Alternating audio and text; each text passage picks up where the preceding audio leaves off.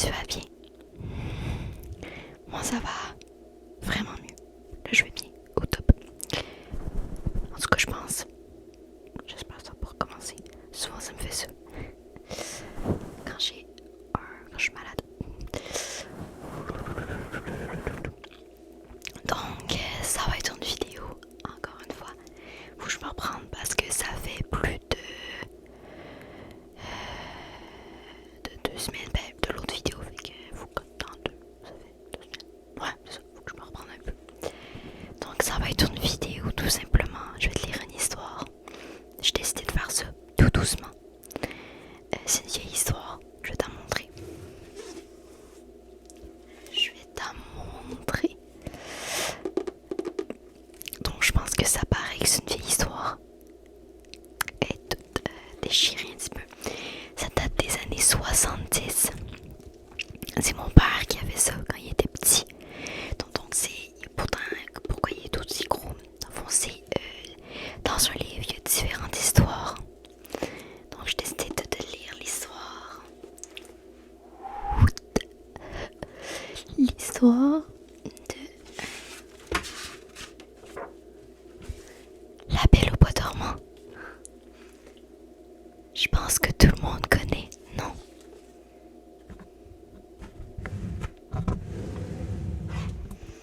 Tout le monde connaît.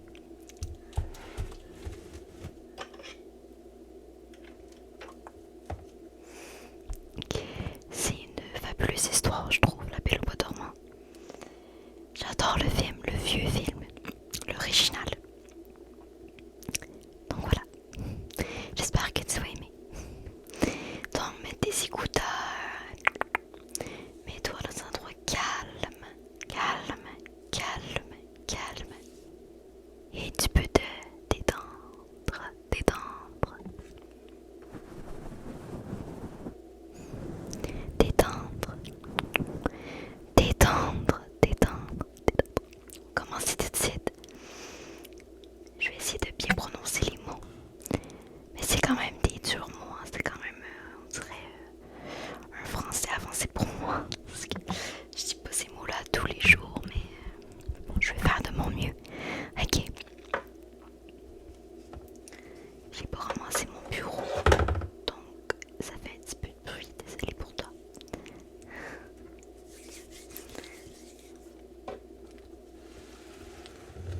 Ah, je sais pas comment le mettre. Je vais mettre mes lunettes. Parce que je suis vieille. J'ai besoin de mes lunettes pour voir.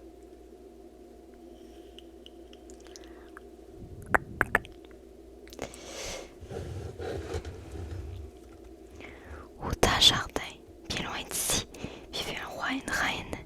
Il était bon, elle était belle. Le royaume prospérait dans la paix. Il avait un nombre considérable d'amis. Ce roi et cette reine auraient dû se tenir parfaitement heureux dans leur grand château sur la colline. Hélas, leur bonheur n'était pas complet, car ils n'avaient pas d'enfant. Non, il en désirait depuis si longtemps qu'il finissait par désespérer. Et puis voilà qu'un jour, leur souhait fut exaucé. Ils eurent une petite fille. Elle était si mignonne, si douce, chargée de promesses que, tout naturellement, on l'appelait Aurore. Le jour du baptême de l'enfant, ce fut grande liesse à travers le royaume. Chacun, à quel échelon social qu'il appartint, c'était moi, fut convié à venir admirer la petite princesse. Dès le matin, les rues de la cité royale regorgeaient de monde. Une foule enthousiaste se dirigea vers le château, apportant des fruits, des poules, des oies, des fleurs et bien entendu aussi des trésors de tendresse et de loyauté. En ce jour de fête, sur les routes, on rencontrait des chevaliers en armure, des soldats en côte de mailles et de nobles ravissantes dames.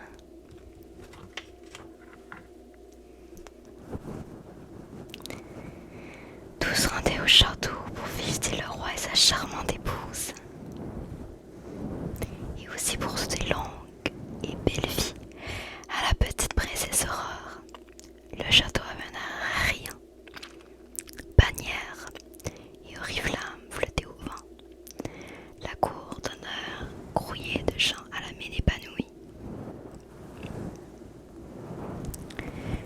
douceur et de douce, cependant, se trouvait dans la salle du trône, auprès du berceau princier.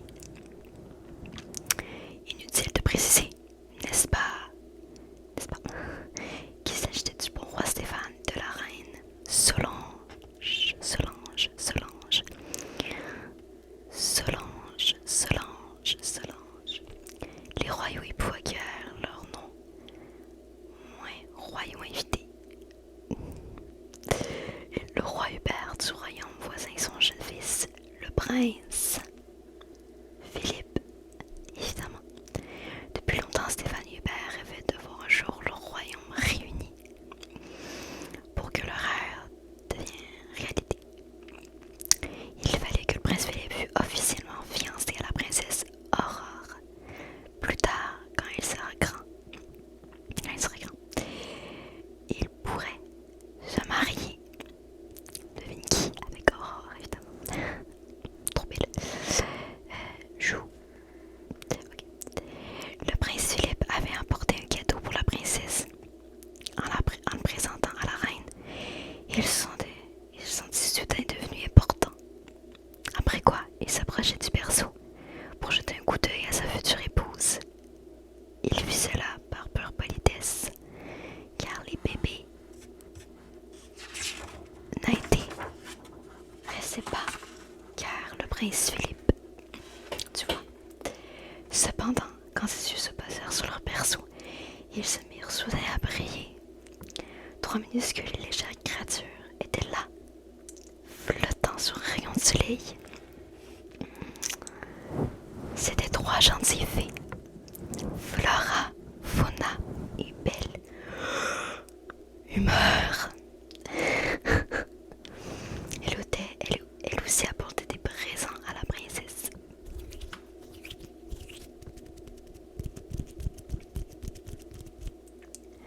Flora parla la première. Petite Aurore, dit-elle. Par la vertu de ma baguette magique, je te fais don de la beauté. Aussitôt, le berceau s'illumina d'une lumière dorée. Fauna parla à son tour. Moi, décida-t-elle, je t'offre une provision de rire et de chansons qui durera toute ta vie. Des pétales de fleurs se mirent à pleuvoir sur le berceau. Belle Humeur commença. 12 princesses, je te donne. Mais elle ne put pas continuer, car la méchante fée Carabosse venait d'apparaître. Je pense qu'on devine c'est qui. La méchante. Elle, là, avec le gros truc là, la robe de chambre là. On dirait une robe de chambre. Histoire de prouver à tout le monde, que je n'en veux pas, que je n'en veux à personne de n'avoir pas été invité, dit Carabosse. J'apporte moi aussi un présent pour l'enfant. Avant d'avoir atteint son 16e anniversaire, la princesse se piquera le doigt avec le fuseau de rouet et mourra. Oh non, s'écria la reine qui avait entendu. Emparez-vous d'elle, ordonna le roi à ses gardes. Mais la méchante Carabosse avait déjà disparu un éclair éblouissant.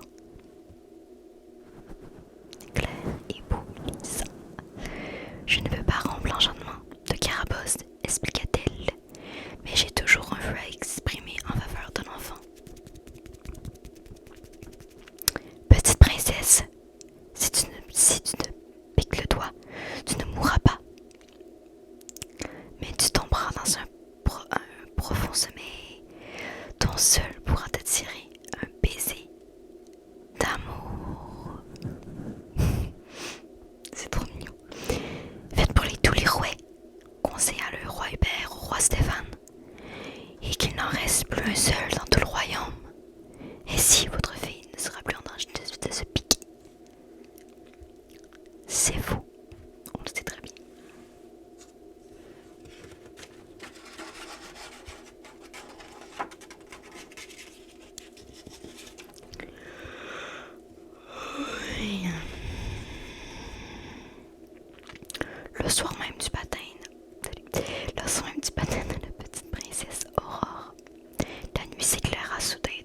ces sentiers. Dans chaque ville, chaque village et même dans les hameaux les plus reculés, on brûla les rouets. Quand les brassiers s'éteignèrent, il n'en resta plus un seul dans tout le royaume.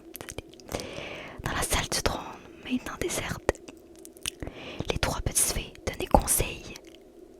Ces sages mesures de précaution ne suffiront pas à conjurer le malice. Maléfice soupira tristement, belle humeur.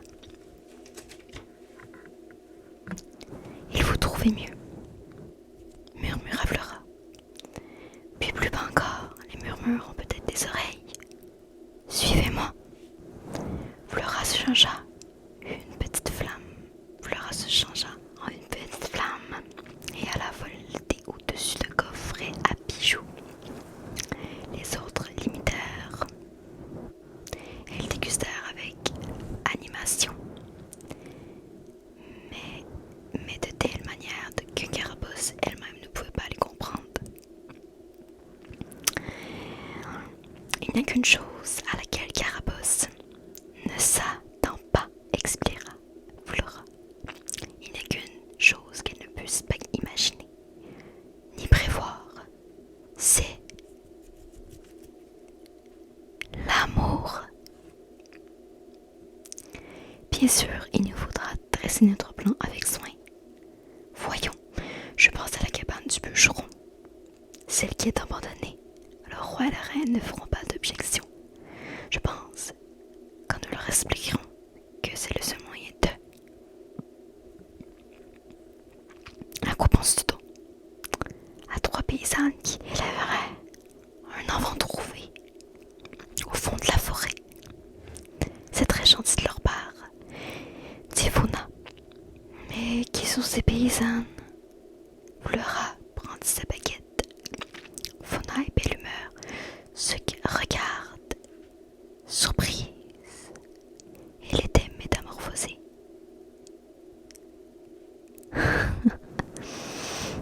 En paysan, excuse-moi, je perds mon français, j'entends trop de chansons en anglais. Tu veux dire, bégaya belle humeur, que ce sera nous? Pourquoi pas? Nous prendrons bien soin de la petite princesse. Ce projet me plaît, s'écria belle humeur. Et puis, nous aurons notre magie pour nous aider. Non, répliqua sévèrement Flora. Pas de magie. Et avant que ses compagnes aient eu le temps de protester, elle leur arracha les mains et leurs baguettes. Tu désires que nous vivons pendant 6 ans comme dans un bordel? Demanda belle humeur ébahie. Nous serons désarmés sans notre magie. Qui fera la lessive et la cuisine? Et nous nous débrouillerons. Assura Flora. Précisément parce que nous vivons comme tout le monde. Carabosse ne nous soupçonnera jamais. Jamais. Jamais. Bon, d'accord, dirent enfin belle humeur et Fauna. Donc Flora, ma préférée, c'est elle en rouge. J'ai toujours beaucoup aimé. Et maintenant, Angina Flora, allons soumettre notre plan à la majesté. Les 3 petites filles s'en allèrent donc trouver le roi et la reine. Ils croyaient vraiment avoir trouvé le meilleur moyen de protéger la jeune princesse, donc Aurore.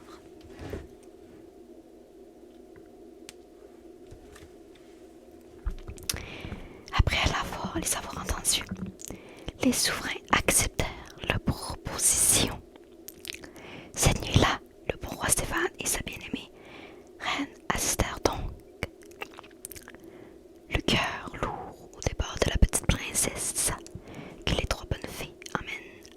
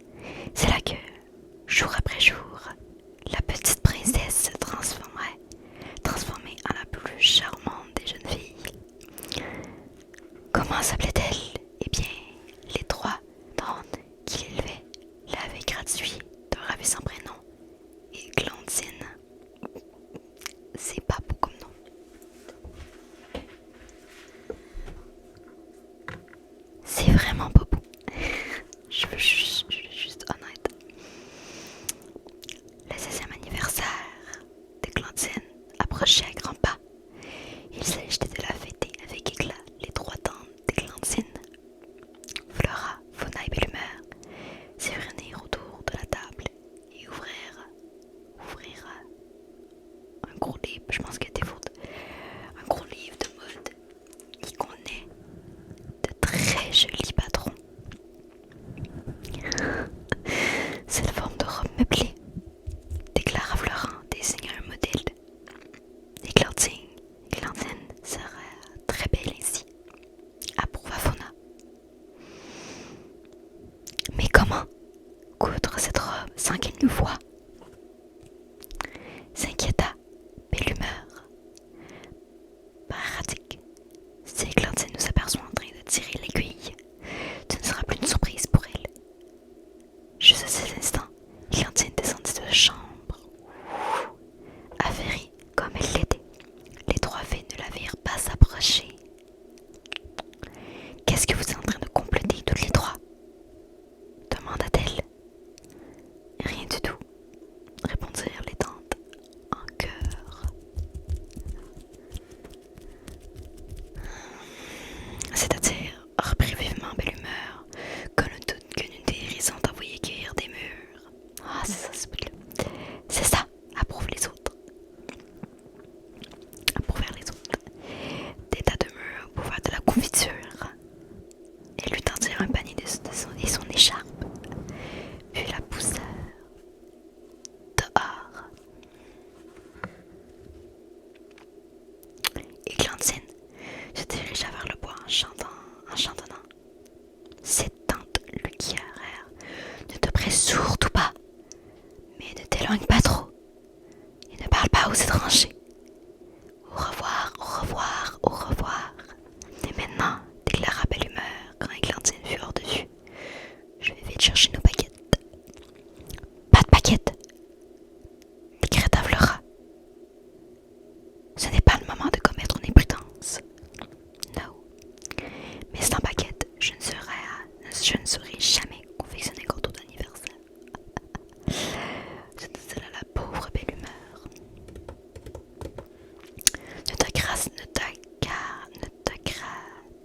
Ne te tracasse pas, tranchant Fauna, c'est moi qui le ferai. Ou de ces étages, avec des myosotis. Oh my god. Myosotis, je sais pas c'est quoi ce mot-là. Myosotis bleu. Et des bougies roses, ça a l'air bon comme gâteau, non? Moi je m'occupe de la robe, annonça Flora. Avant que Belle Humeur ait eu le temps de parler, Flora la couvrit d'une pièce d'étoffe. Puis elle fit un trou pour la tête, deux autres pour les bras, et demanda: qu'en pensez-vous? Cela va-t-il? Affreusement mal, déclara Belle Humeur. Tout net. Je te répète que, sans magie, nous n'arriverons à rien. C'est pourtant un bien joli rose, soupira Flora. Moi je préférerais du bleu, affirma Belle Humeur. C'est là que la bataille.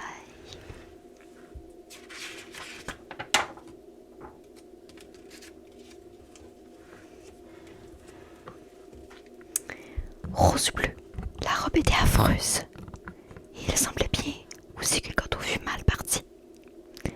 Fauna essaya bien de suivre la recette de son livre de cuisine, mais elle ne savait pas qu'il fallait casser des œufs. Waouh! Assez de bêtises, déclara Belle Humeur. De ton sec. Je vais chercher nos baguettes. Elle monta les escaliers, fort embarrassée par le tissu rose qui traînait ses pieds.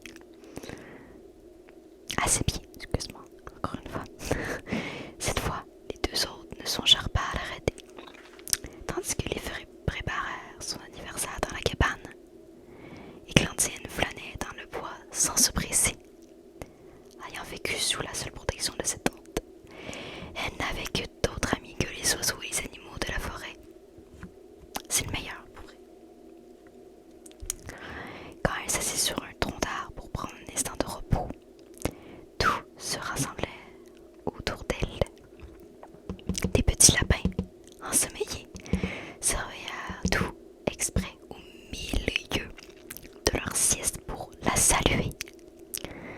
Les écureuils à guerre se pressaient pour la voir. En général, Églantine se montrait ravie de sa petite cour. Or, ce jour-là, elle se sentait inexplicablement triste. Je me demande, Laure, dit-elle avec une moue boudeuse, pourquoi on me traite toujours comme un enfant? Qui cela? Demande la chouette. Mais tante Flora, Fauna et belle humeur, répondit Églantine. Et puis, j'aimerais bien rencontrer quelqu'un d'autre. Dis donc, sans qu'il la chouette. Oh, expliqua Églantine, un beau et grand jeune homme. Nous nous promenons souvent ensemble et nous parvotons longuement. Hélas, je ne l'ai jamais vu qu'en rêve. Les rêves sont toujours réels. En ce qu'ils vont devenir réels. Et parce qu'il ne s'agissait que de rêves, Églantine enfouit tristement son visage dans ses mains.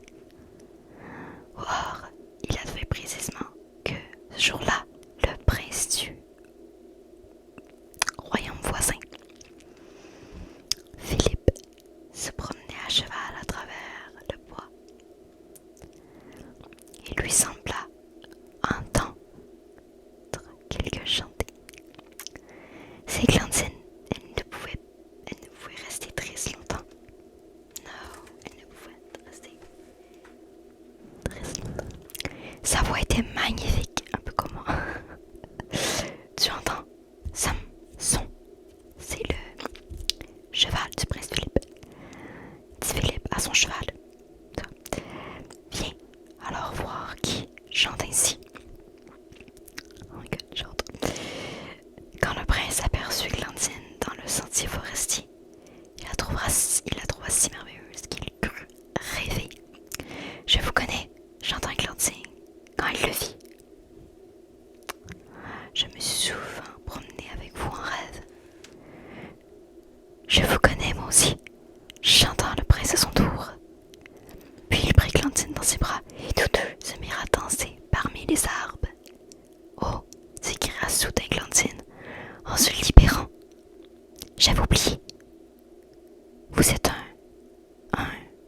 étranger, demanda le prince. Oui, c'est ça, soupira Églantine. Ah, mais nous nous sommes déjà rencontrés. Vous ne vous en souvenez pas? Vous le disiez vous-même tout à l'heure, dans ce rêve. C'est vrai, murmura la jeune fille, et elle permit au prince de lui prendre la main. C'est trop émouvant. Qui êtes-vous? S'enquit le prince au bout d'un moment. Comment vous appelez-vous? Mon nom? Comment ça, Églantine? Ajoute-t-elle en se rappelant les recommandations de ses tantes. Adieu! Elle s'enfuit en courant. Donc, je vais continuer l'histoire dans une autre vidéo. Dis-moi si tu veux une deuxième partie de l'histoire, si t'aimes bien. Alors je vais te dire bye bye, ok? J'espère que ça t'a quand même relaxé, tu t'es plongé dans l'histoire, plongé vraiment, parce que waouh, j'adore les histoires vieilles, enchantées, j'adore. J'aimerais que ça se produise aujourd'hui encore. Donc, je vais te dire bye bye. Et dis-moi si tu veux une partie 2. N'oublie pas, s'il te plaît, j'aimerais bien savoir ton avis. Je te dis bye